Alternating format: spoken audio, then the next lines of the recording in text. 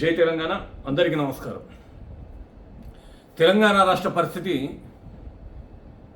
ఒక దుర్భరమైనటువంటి పీక్స్కి వెళ్ళిపోయిందనేది ఇలా రాష్ట్ర వ్యాప్తంగా ఎంతోమంది ఆందోళన చెందుతున్న సందర్భాన్ని చూస్తే అర్థమవుతూ ఉంది. ఎందుకు అంటే పాలించే నాయకుడు పాలన చేతగాక పనికిలిస్తున్నాడు.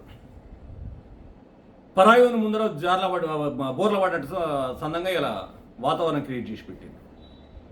దీనికి కారణం రెండు జాతీయ పార్టీలు. ఈ జాతీయ పార్టీలో ఉన్నటువంటి చేతగాని దద్దమ్మలు. ఒకడేమో కాంగ్రెస్ పార్టీ ముసుగులో చంద్రబాబును దింపాలి ఇక్కడికని చూస్తున్నాడు. మరికొందరు దద్దమ్మలేమో బీజేపీ పార్టీ ముసుగులో పవన్ కళ్యాణ్ దింపుదామని చూస్తూ ఉన్నారు. ఎందుకు? ఏదైతే సీమాంధ్ర నాయకులు తెలంగాణ వాళ్లకు పాలించడం చేత కాదు అని గతంలో మనల్ని అవమానం చేసి హేళన చేసి ఇబ్బందులకు గురి చేసినారో ఇవాళ మళ్ళీ వాళ్ళ మోచేతి నీళ్ళు కాకుండా వాళ్ళ బూట్లు మోస్తూ పోతా ఉన్నారు. 10 ఏళ్ల కేసీఆర్ గారి పాలనలో ఏనా కొడుకు తెలంగాణ వైపు చూడలే, ఏనా కొడుకు తెలంగాణ పైన నోరు మెదపలే. కానీ ఇవాళ తెలంగాణకు వచ్చి సవాల్ విసురుతున్నారు. బిడ్డ మీరు ఓవర్ చేస్తున్నారో మీ దగ్గర పోటీ చేసి మీ అంతే చూస్తామంటా ఉన్నారు. కేసీఆర్ గారు ముఖ్యమంత్రి కూడా వాళ్ళు వచ్చిండ్రు, ఉన్నారు, ఇక్కడ రెస్ట్ తీసుకున్నారు, వ్యాపారాలు ఉంటే చేసుకున్నారు తప్ప తెలంగాణ మీద ఎవడు కూడా నోరు మెదిపేవాడు కాదు. కానీ ఇవాళ మీరెంత, మీ లెక్కెంత మేము చూపెడతామనే స్థాయికి వచ్చిండ్రు. అసలు మీరు లేని మీ బతికే లేదనే స్థాయికి వచ్చింది కథ.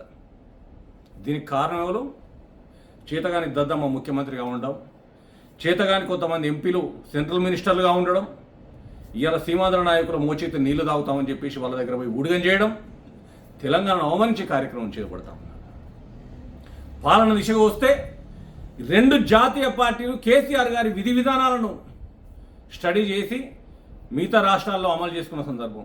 సెంట్రల్ గవర్నమెంట్ కూడా కేసీఆర్ గారి పథకాలను కాపీ చేసినటువంటి సందర్భం. అంతేకాదు, భారతదేశంలోనే ప్రపంచానికి సవాలు విసిరేటువంటి ప్రాజెక్టులు కట్టిన సందర్భం కేసీఆర్ గారి నాయకత్వం. కేసీఆర్ గారు ఆదిశగా పోయినరు.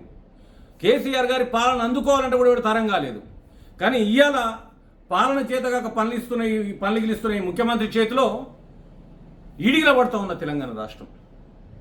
అంతేకాదు, పక్క రాష్ట్రం కూడా వచ్చి మాకంటే మొగులు లేరు, మేమే పాలిస్తాం, మీరెంత మీ లెక్కెంత అనే స్థాయికి వచ్చింది. ఇలా సోషల్ మీడియాలో చాలామంది పోస్టులు చూస్తూ ఉన్నాను. కేసీఆర్ గారి విలువ ఈరోజు తెలుస్తూ ఉన్నది.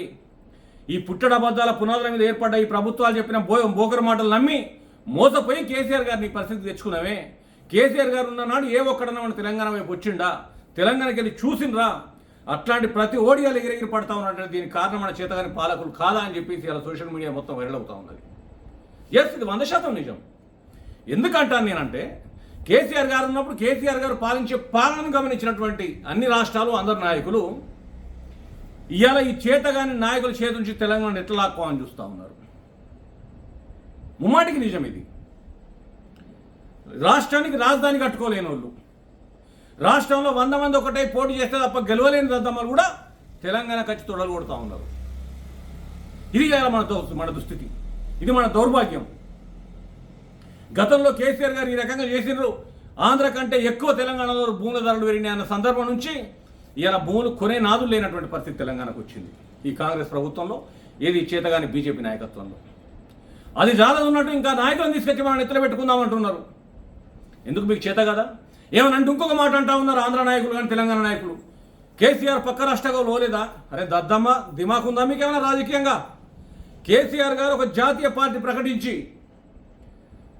జాతీయ రాజకీయాల్లో అత్యంత కీలక భూమిక పోషించాలనే ఆలోచన నేను ఉన్నాను. దేశం ఇప్పటికి కూడా వెనుకబడి పోతా ఉన్నది.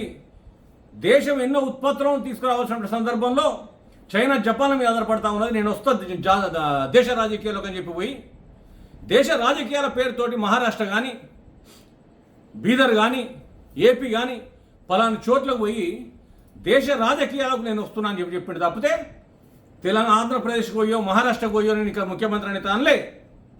ఎక్కడ అనలే. నేను ఇక్కడ ఈ రాష్ట్రానికి ముఖ్యమంత్రి అవుతా, లేకపోతే పక్క రాష్ట్రానికి ఇంకోళ్ళు ముఖ్యమంత్రి అవుతారు, మాకు సపోర్ట్ చేయనని అనలే. దేశ రాజకీయాల్లో కీలక భూమిక పోషించాలనుకుంటున్నాను అని చెప్పేసి ఒక జాతీయ పార్టీ పేరు మీద బీఆర్ఎస్గా మార్చి అట్లా పోయిండు దమ్మునమ్మగోడు కేసీఆర్. మీ లెక్క మా రాష్ట్రం అయిపోయింది కానీ మీ రాష్ట్రంలోకి వస్తాం, మళ్ళీ మీ రాష్ట్రం లేకపోతే మాకు బతికే లేదు అని రోజు పోలే. నా రాష్ట్రంలో బ్రహ్మాండమైన పాలన కొనసాగుతూ ఉన్నది, దేశ రాజకీయాల్లో నేను ఇలాంటి విప్లవాత్మక మార్పులు తీసుకురావాలనుకుంటానని చెప్పి కేసీఆర్ ప్రకటించారు. ఇలా మీరేమంటున్నారు? మీకు రాజధానులు కట్టుకో చేత కాదు, మీ పాలన పాలించుకుంటే చేత కాదు, మీరు ఒక్కరు పోటీ చేస్తే గెలిచే మోకాలు కాదు. కానీ ఏపీ నుంచి తెలంగాణకు వచ్చి మేమేందో చూపెడతాం, మా సత్తా ఏందో చూపెడతాం అని చెప్పి సవాల్ విసురుతూ ఉంటే సన్నాసులు లెక్క కూర్చొని ఉంటున్నారు కాంగ్రెస్ బీజేపీ నాయకులు. ఇంకా వాటిని సమర్థిస్తూ ఉన్నారు. ఇలా కాంగ్రెస్ పార్టీకి చంద్రబాబు లేకపోతే బతుకుతట్లేదు, బీజేపీ పార్టీకి చంద్రబాబు లేకపోతే బతుకుతట్లేదు. అదే రకంగా ఇలా పవన్ కళ్యాణ్ అతను ఇక్కడ పీకి పొడుస్తారనేటువంటి దీనావస్థలో ఇలా భారతీయ జనతా పార్టీ ఉన్నది. సిగ్గు తెచ్చుకోండి ఇప్పటికైనా. మన నాయకుడు, మన పార్టీ, మనకు మేలు చేసిన నాయకుడు కేసీఆర్ గారు. ఈ దద్దమ్మలు కాదు. ఇప్పటికీ ప్రజలు చాలా బాధపడతా ఉన్నారు. ఖచ్చితంగా కేసీఆర్ గారి నాయకత్వమే తెలంగాణకు శ్రీరామరక్ష. కేసీఆర్ గారి పాలనలోనే తెలంగాణ చరిత్ర మొత్తం ఒక విరసిల్లింది, దేశం అంతా కీర్తించిన సందర్భం. ఎన్నో కంపెనీలు, ఎన్నో ఉద్యోగాలు, ఎంతో సంక్షేమం, ఎంతో అభివృద్ధి, అన్నింటికీ కేసీఆర్ గారి నాయకత్వం ప్రధానంగా అక్కడ నిలబడ్డది. ఇవాళ చేతగాని దద్దమ్మల చేతిలో విలవిల్లాడుతుంది తెలంగాణ. ఇప్పటికైనా కేసీఆర్ గారి నాయకత్వాన్ని మనం బలపరచాలి, ఈ చేతగాని దద్దమ్మను తరిమి కొట్టాలని చెప్పేసి హెచ్చరిస్తా ఉన్నా.